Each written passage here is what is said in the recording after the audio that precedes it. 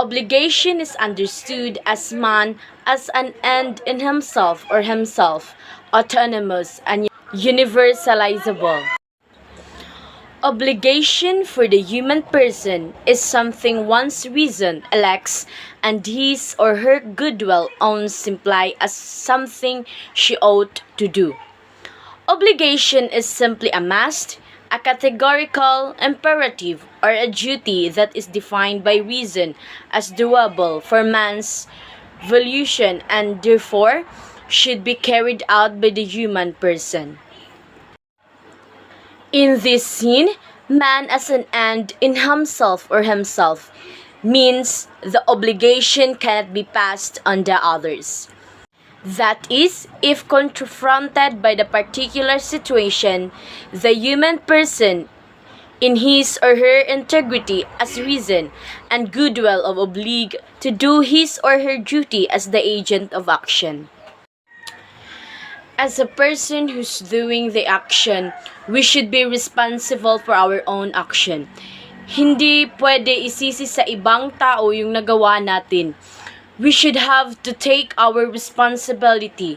Kung ano yung action na ginagawa natin, that is our obligation as a human being. And again, we should avoid giving it to others, passing the obligation to other person. We should not do that. The buck stop here. That is, the human person is himself or himself, the center of action and responsibility in the given ethical situation. His or her obligation is his or hers, and it is his or her participation in his particular ethical event. He or she is autonomous in reasoning and dwelling the execution of his or her defined duty. So, walang ibang tao na magtitake ng responsibility dun sa action. If you are an ethical situation, it is your obligation law in that particular situational event because you have your own reason. You have your own free will na ginagawa mo nung isang action.